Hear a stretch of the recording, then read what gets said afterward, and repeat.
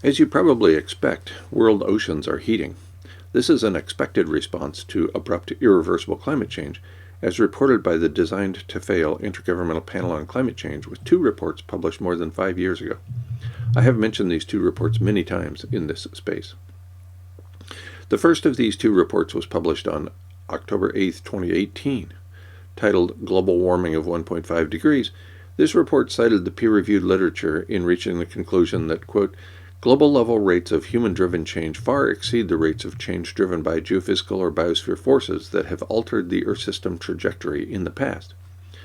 Even abrupt geophysical events do not approach current rates of human-driven change, end quote. The second report, published on September 24, 2019, concluded that an overheated ocean was responsible for the irreversibility of climate change. It was titled IPCC Special Report on the Ocean and Cryosphere in a Changing Climate. As with all reports issued by the IPCC, it depended on peer-reviewed literature. As I have also reported many times in this space, the IPCC is scientifically conservative. Even a scientifically conservative peer-reviewed paper published in March 2019 agreed. The title of a peer-reviewed paper in Bioscience, created by 4 scholars and focused on the IPCC, Statistical Language Backs Conservatism in Climate Change Assessments. In other words, we have known since September 24, 2019 that an overheated ocean is responsible for irreversible climate change. The IPCC Special Report on the Ocean and Cryosphere in a Changing Climate revealed this finding long ago. In typical scientific fashion, a peer-reviewed paper published March 11, 2025, has reached the same conclusion. Reconciling Earth's growing energy imbalance with ocean warming was published on that date in the peer-reviewed open-access environmental research letters. Created by 2 scholars, this peer-reviewed paper includes this information in the abstract.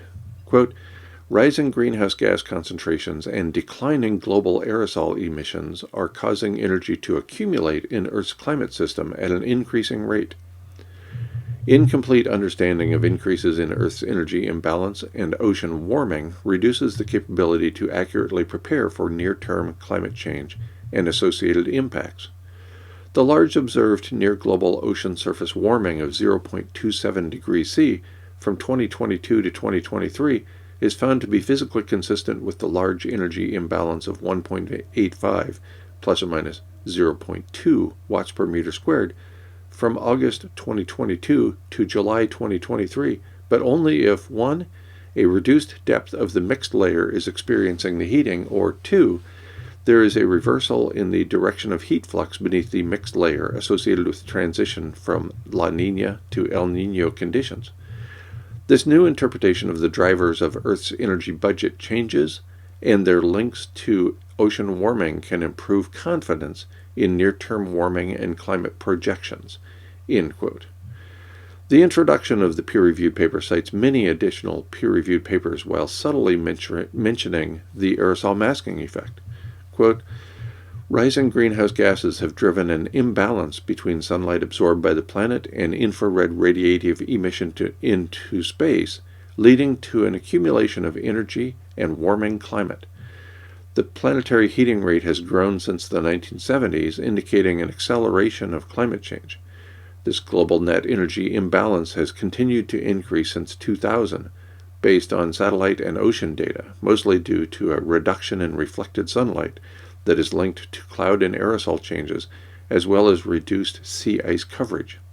Determining the extent to which energy budget changes are driven by aerosol cloud microphysical effects, indirect effects of radiative forcings on atmospheric stability and circulation, cloud feedbacks to sea surface temperature, patterns of internal climate variability are vital for near-term predictions.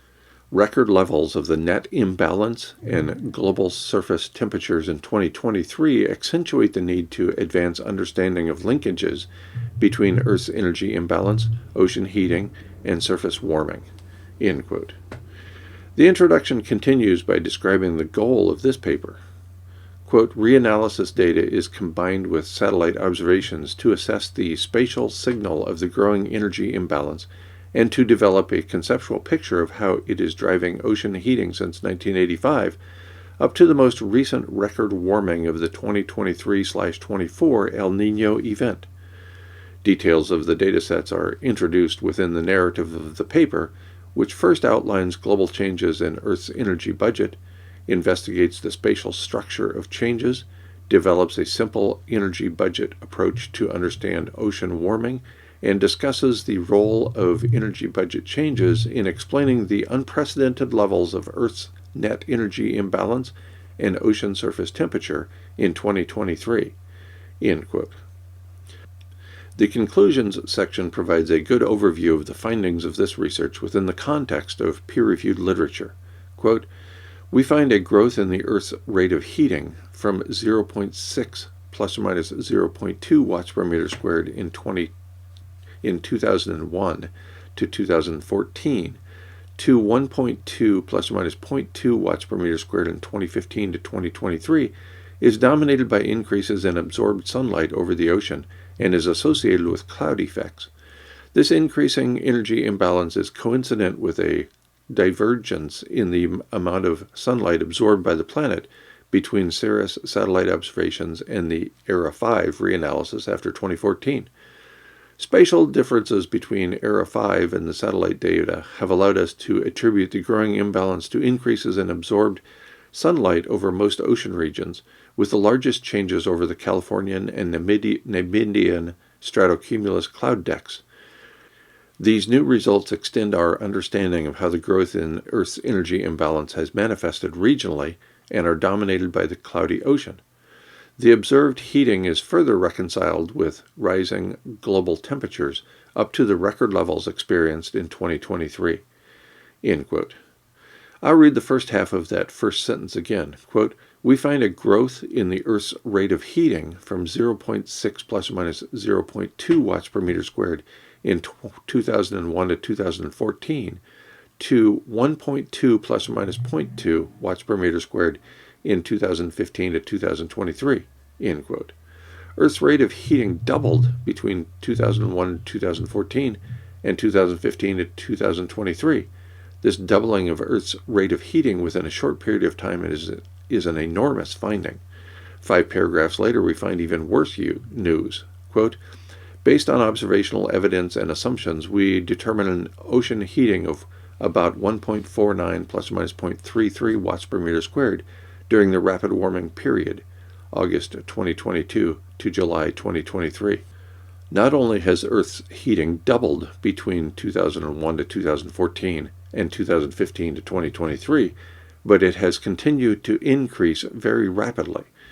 Within the 1-year period from August 2022 to July 2023, the ocean heated about 1.49 plus or minus 0.33 watts per square meter. This is an astonishing rate of increase within a single year. In other words, we continue to overheat an already overheated planet. Apparently, we're willing to let go of habitat for human animals to make sure a few people are comfortable. Apparently, that's what we consider normal.